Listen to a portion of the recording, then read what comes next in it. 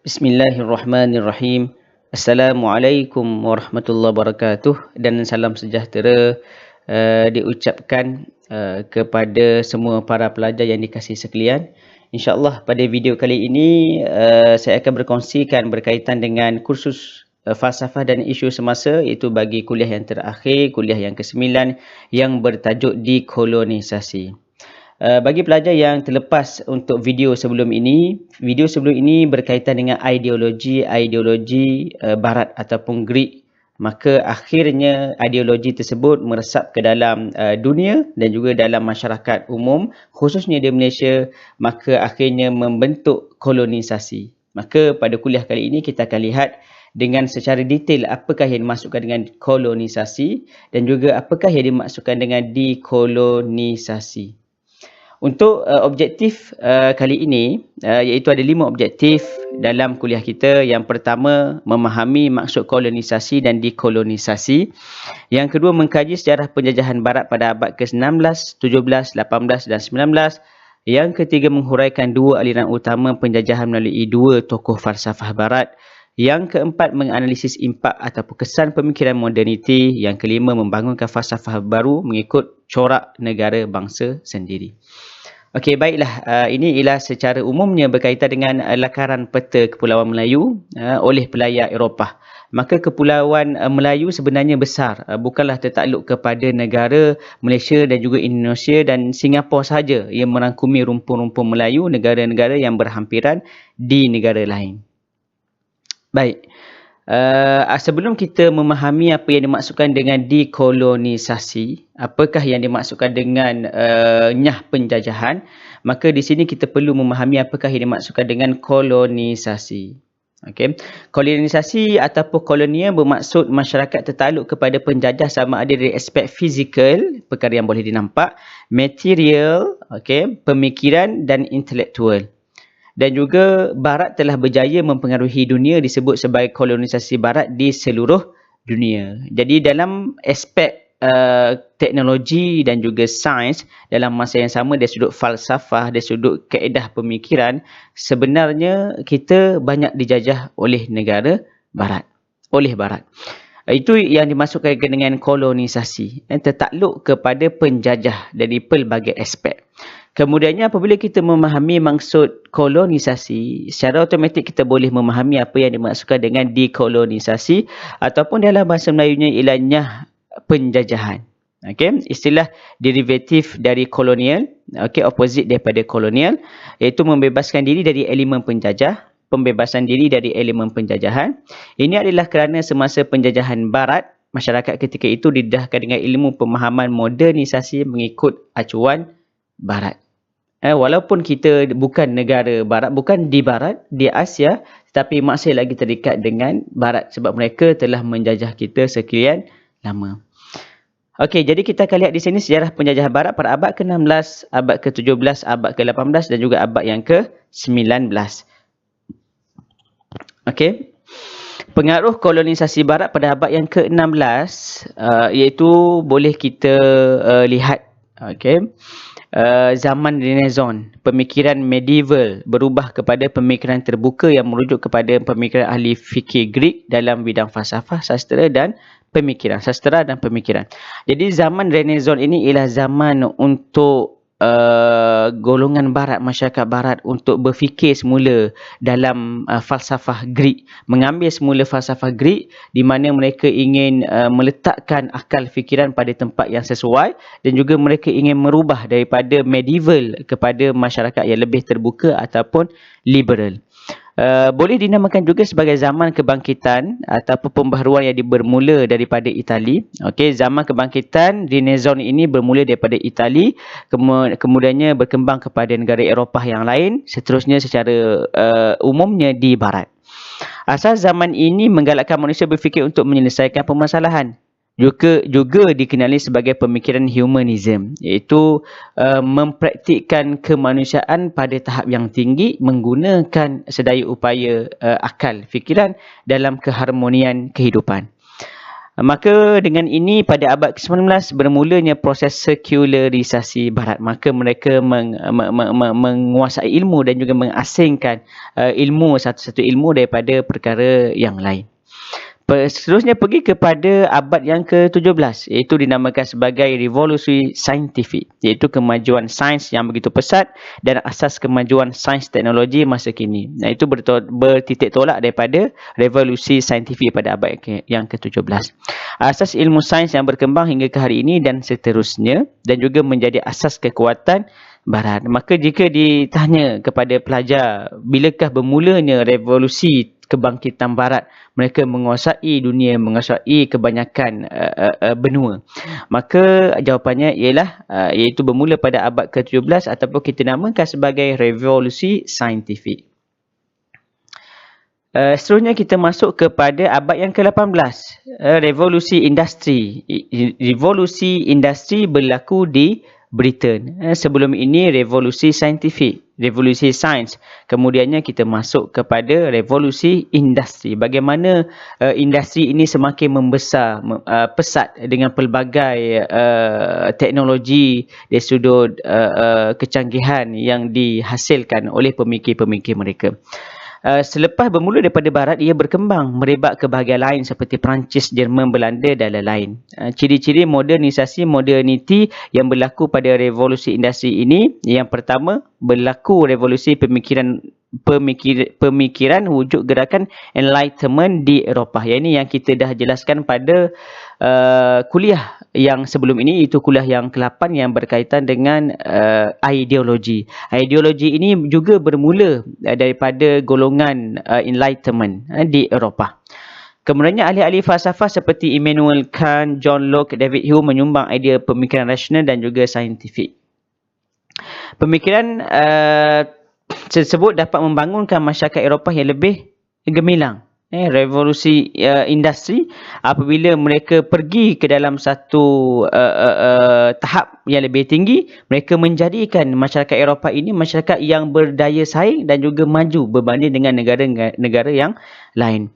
Pembaharuan orientasi pemikiran sekular yang mementingkan perkembangan sains teknologi serta pemikiran rasional. Jadi pada abad yang ke-18, mereka melakukan orientasi dari sudut pemikiran di mana mereka hanya mementingkan perkembangan sains dan teknologi serta pemikiran rasional tanpa mengambil kira perkara-perkara yang lain seperti alam sekitar, kemusnahan alam sekitar, bagaimana kemanusiaan yang lebih holistik itu tidak diambil kira oleh mereka.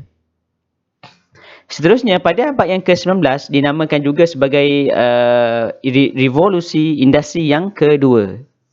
Iaitu revolusi kali ini lebih hebat dengan peningkatan teknologi dan telekomunikasi dan teknologi maklumat ICT.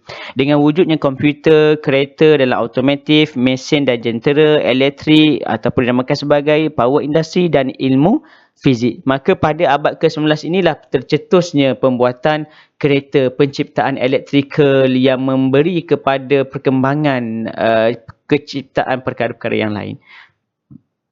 Sains dan teknologi bergabung dalam menghasilkan pelbagai alatan teknologi yang canggih dan terus berkembang pesat pada abad ini. Sehingga wujudnya bidang baru sains komputer, teknologi komputer dan internet. Seterusnya, Barat mempunyai kuasa baru dari sains, teknologi dan militer, iaitu ketenteraan. Baik, apabila kita berasaskan kepada perbincangan falsafah Barat ini, maka kita tidak dapat lari dalam memberi satu sisi pandang siapakah orang yang bertanggungjawab dalam memberi pemikiran sebegini. Bagaimana idea-idea penjajah, kolonisasi dan juga dekolonisasi ini tercetus. Siapakah individu yang bertanggungjawab di dalam memberi fahaman sedemikian. Maka aliran pemikiran Barat ini bercorakkan kepada dua secara khususnya sebelum kita pergi kepada tokoh. Yang pertama ialah corak lama medieval, iaitu tradisional iaitu lebih kepada kehidupan yang biasa, tidak ada sains teknologi. Yang kedua ialah corak moden ataupun modernity, melibatkan dua tokoh utama aliran pemikiran moden iaitu Francis Bacon dan Rene Descartes. Jadi Francis Bacon dan juga Rene Descartes ini ialah dua tokoh yang boleh dikatakan memberi impak yang besar dalam kemajuan sains teknologi di barat, tapi dalam masa yang sama memberi acuan yang tidak bagus di dalam aspek kehidupan. Okey. Pemikiran ini telah mempengaruhi sikap dan pemikiran orang barat yang akhirnya membentuk sikap mereka terhadap alam sekitar, iaitu berlakunya kemusnahan alam sekitar. Okey, dua tokoh falsafah barat. Yang pertama ialah Francis Bacon.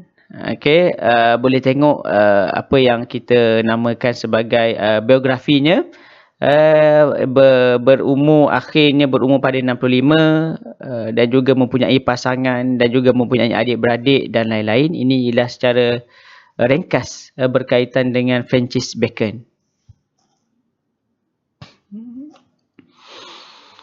Yang kedua ialah René Descartes, iaitu seorang filosofi daripada Itali.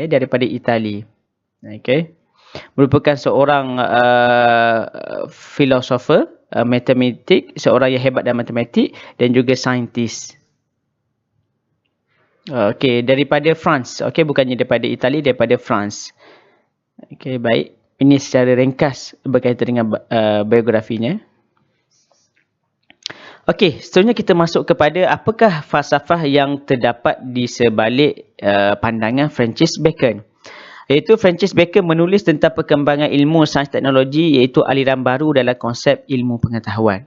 Ilmu perlu diberikan hasil yang praktikal, bukan sekadar pengetahuan alam sekitar sahaja. Konsep yang bertentangan dengan manusia dan alam, manusia sering tewas, manusia dikuasai oleh alam. Maka Francis Bacon ini memberi satu sisi pandang yang bertentangan. Manusia dan juga alam mempunyai dua perkara yang berbeza, dualisme. Iaitu manusia sering tewas apabila berlawan dengan alam, apabila dikuasai oleh alam semesta. Seperti contoh gempa bumi, berlakunya banjir boleh memusnahkan kehidupan manusia kerana manusia gagal menangani masalah yang timbul oleh bencana alam. Dan juga beliau menganggap manusia dan alam mempunyai hubungan yang bertentangan. Beliau juga memperkenalkan metafora menakluki, menguasai dan mengawal alam. Perkataan menakluki alam, menguasai ataupun mengawal alam ini dicetuskan oleh Francis Bacon supaya manusia dapat menguasai dan juga mengawal alam. Dalam satu bukunya The New Atlantis, ia menjalankan satu kajian saintifik untuk menyelesaikan masalah manusia dan kekurangan hasil tanaman ketika itu sehingga tercetusnya teknologi ataupun dinamakan sebagai agriculture technology serta teknologi kejuruteraan engineering technology. Jadi dalam buku The New Atlantis, beliau yang menggagaskan apa yang kita namakan sebagai teknologi dalam penanaman, teknologi dalam kejuruteraan, itu yang dinyatakan oleh beliau di dalam buku The New Atlantis. Dan juga beliau menyarankan agar kajian R&D sering berlaku daripada satu masa ke satu masa yang lain sehingga kini. Pemikiran barat sebagai Faustian dari drama Goethe yang menggerakkan karakter Faust kerana menyarankan manusia dan kuasa menakluki, kuasai alam, sama seperti yang disebut oleh Friedrich Nietzsche, the will to power. Maka dalam falsafah Francis Bacon, ia lebih kepada untuk menguasai alam tanpa mengira apakah impak kepada penguasaan alam tersebut. Perkara ini ialah bertentangan dengan falsafah timur seperti falsafah Taoism yang ada ketika itu. Iaitu pendekatan Taoism, alam sekitar mempunyai keadaan yang selari dengan kehidupan manusia. Flow with nature. Manusia, kehidupan ini flow with nature dan juga tidak bertentangan dalam perjalanan alam. Dan juga mencapai satu keadaan harmonis antara manusia dan alam tabi'i. Itu yang dinamakan sebagai Taoism, falsafah Taoism yang ada ketika itu. Yang kedua, kita namakan sebagai falsafah René Descartes. Okey, seorang filosofi. Realiti asas yang wujud bagi Rene Descartes ialah res cogitans, iaitu minda manusia yang pertama. Yang kedua ialah jasad dan fizikal. Beliau memisahkan aspek jasad dan minda, yakni perkara rohani manusia. Bagi beliau, jasad ialah satu perkara yang lain dan juga minda itu perkara yang lain ataupun rohani. Tidak ada hubungan yang harmonis antara keduanya dan juga memisahkan jasad dan roh dari segi pemikiran, the mind body problem. Alam sebagai satu yang nature, tidak bernyawa, tiada aspek enchantment, tidak ada kesaktian yang begitu romantik dan nostalgic. Jadi bagi Rene Descartes, ini ialah beliau menganggap bahawa alam ini satu perkara yang mati, yang tidak ada kehidupan di sebaliknya. Maka boleh dieksploitasi, digunakan secara suka hati. Sekiranya mempunyai teknologi, mempunyai kuasa dan juga mempunyai pengaruh. Pemikiran the mind body problem, iaitu memisahkan minda dan kerohanian. Kesan realiti memisahkan jasad dan rohani. Sebenarnya bagi Rene Descartes ini, alam fizikal sebagai alam yang mati. Fahaman falsafah mekanikal hanya mementingkan perkara yang mekanikal. Dan juga yang ketiga, alam untuk dieksploitasi sesuka hati sahaja. Alam tidak bergabung dengan aspek kerohanian. Alam itu mati seperti manusia yang mati boleh diperlakukan sesuka hati oleh kehendak yang hidup. Okay. Alam itu natural, cara berhubung dengan alam juga berubah kerana alam tidak bernyawa. Fahaman falsafah mekanikal, alam sebagai jentera besar dan juga tidak bernyawa. Okey, jadi ciri-ciri masyarakat primitif yang sebelum ini, alam satu yang hidup. Jadi apa yang dikatakan itu bertentangan dengan falsafah yang ada ketika itu yang dinamakan sebagai primitif, iaitu alam satu yang hidup, alam dipenuhi dengan semangat, alam bukan sesuatu yang profane, alam bersifat sacred, akan memberi penilaian, penghargaan dan penghormatan oleh manusia. Alam bersifat suci, mempunyai nilai murni di sebaliknya. Alam sebagai aspek hidup, kesaktian romantik dan nostalgik. Jadi bagi Rene Descartes, perkara itu tidak ada. Yang ada hanyalah perkara yang mechanical, perkara yang boleh memberi manfaat kepada manusia sahaja. Apakah kesan daripada pemikiran moderniti tersebut? Apakah implikasinya? Yang pertama ialah kemusnahan alam sekitar. Alam sekitar tidak dijaga dan diurus dengan baik. Ini ialah kesan yang pertama. Apabila Rene Descartes dan juga Francis Bacon menggagaskan satu pemikiran supaya boleh melakukan alam secara sesuka hati, boleh mengeksploitasi alam secara sesuka hati, maka hakikatnya alam ini tidak dijaga dan diurus dengan baik. The mind body problem, iaitu mereka memisahkan minda dan elemen kerohanian manusia, maka tidak ada sama sekali kerohanian, hubungan kerohanian dengan minda, okay? Dengan akal fikiran. Nombor 3, alam hanya untuk dieksploitasi, selari dengan teori ekonomi moden dan tidak selari dengan fahaman yang ada negara kita itu agama Islam. Okey, baik. Jadi seterusnya bagaimana kita perlu memberi acuan terhadap negara kita supaya tidak orang kata terikat dengan pemikiran penjajah begini. Apabila penjajahan begini melibatkan fizikal dan juga melibatkan intelektual, maka akhirnya akan memberi kemusnahan kepada alam. Jadi perlu ada satu lagi acuan yang mengambil tempat dalam membentuk acuan pemikiran manusia. Iaitu pembebasan dari pengaruh kolonial ini dinamakan sebagai dekolonisasi. Yang pertama ialah pemikiran falsafah acuan sendiri tanpa pengaruh asing. Ini perlu, di mana kita perlu bangunkan pemikiran falsafah acuan sendiri tanpa pengaruh asing. Pengaruh asing akhirnya memusnahkan alam sekitar dan juga pemikiran barat tidak dianggap kira kearifan lokal. Barat anggap semua ini bertaraf rendah. Maka apabila kita hendak bersaing falsafah kita dengan falsafah barat, maka mereka akan memandang enteng falsafah kita. Bagi mereka, falsafah mereka ialah yang pertama, yang paling hebat. Okay. Yang ketiga, mengubah konsep pembangunan kepada sustainable development yang lebih seimbang, tidak hanya melihat kepada GNP tanpa melihat kesan kepada alam sekitar. Yang seterusnya, menggunakan daya intelektual kita sendiri dengan acuan sendiri. Jadi antara perkara yang elemen yang boleh kita kembangkan di sini ada beberapa elemen. Apabila kita nak membangunkan acuan sendiri tidak berdasarkan kepada objektif material semata-mata, maka yang pertama ialah kita perlu memasukkan elemen ketuhanan, iaitu perlu membina falsafah dari sudut aspek ketuhanan, berbalik kepada falsafah rukun negara, kepercayaan kepada Tuhan. Jadi apabila adanya kepercayaan kepada Tuhan, maka kita ialah sebagai khalifah ataupun hamba kepada Tuhan, maka kita akan membuat sesuatu dengan arahan Tuhan kita. Itu dalam Al-Quran kata wala tabrau fil ard janganlah kamu melampaui batas.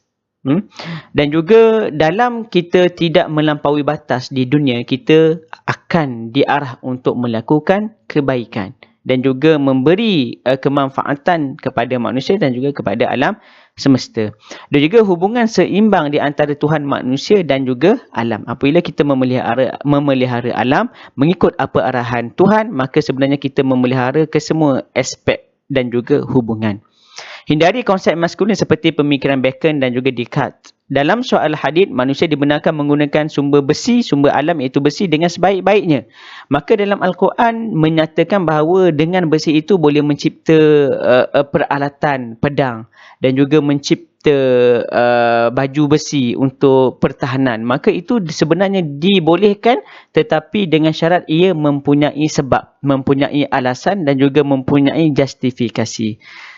Dalam Al-Quran banyak lagi berkaitan dengan alam semesta, berkaitan dengan lautan, bukit, berkaitan dengan besi, banyak lagi yang memberi orang kata satu sudut bahawa alam itu boleh digunakan, tetapi digunakan dengan cara yang baik, ataupun inilah yang dinamakan sebagai khalifah.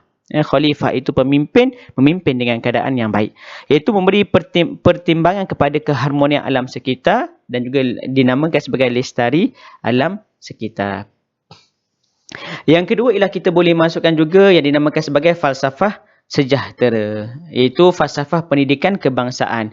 Falsafah sejahtera ini ialah apa yang terdapat, yang terkandung dalam FPK, falsafah pendidikan kebangsaan, yang mempunyai hubungan seimbang dalam aspek Jerry. J ialah jasmani, E ialah emosi, R ialah rohani, I ialah intelektual. Tidak hanya mementingkan aspek pembangunan material ekonomi semata-mata, elakkan kursus seperti market driven education dan juga kos yang berkaitan dengan hanya mementingkan kepada material semata-mata. Perlunya kursus humanities yang berbentuk kemanusiaan dengan mengambil kira pelbagai aspek kehidupan dan juga manusiawi. Dan juga strategi pemikiran yang realistik dalam menangani masalah sejagat. Maka perlu difikirkan kesan dalam membuat satu-satu keputusan. Apabila mengambil satu-satu keputusan untuk orang kata untuk menggunakan alam, maka apakah impak di sebalik penggunaan tersebut? Itu yang dimaksudkan dengan menangani masalah secara sejagat. Okey, ini contoh falsafah sejahtera KKM, Kementerian Kesihatan Malaysia. Sihat sejahtera, boleh baca di sini bagaimana apa yang terkandung di dalamnya. Dan juga yang terakhir sekali, kesimpulan dalam kuliah kita ialah pelajar dapat mempelajari istilah kolonisasi dan dekolonisasi, impak dan kesan falsafah barat kepada alam sekitar, mengenali dua orang tokoh falsafah barat, membebaskan diri dari elemen penjajahan serta membina negara bangsa dengan acuan negara sendiri. Okey, terima kasih kepada Profesor Dr. Hazim Shah, iaitu beliau merupakan seorang pensyarah di UUM, dan juga terima kasih kepada KPM dalam memberi kursus ini kepada para pelajar. Jadi itu sahaja untuk kuliah kita pada semester ini yang berkaitan dengan falsafah dan isu semasa, bermula dengan kuliah pertama iaitu falsafah dan kehidupan, kemudian diteruskan dengan bahagian yang kedua sehinggalah yang ke-8, kuliah yang ke-8 yang bertajuk dekolonisasi. Jadi akhirnya melalui falsafah yang ada di Malaysia ini ataupun dinamakan sebagai falsafah sejahtera, ia sebenarnya telah memadai untuk kita membentuk acuan falsafah kita sendiri, dan juga tidak perlulah kita berkiblatkan kepada barat, sebab kita mempunyai identiti sendiri, mempunyai negara sendiri, mempunyai agama sendiri. Maka sudah tiba masanya untuk kita membina acuan kita sendiri yang tidak terikat dengan mana-mana kaedah ataupun mana-mana ideologi. Itu sahaja, sehingga bertemu lagi. Wabillahi taufiq wal hidayah. Wassalamualaikum warahmatullahi wabarakatuh.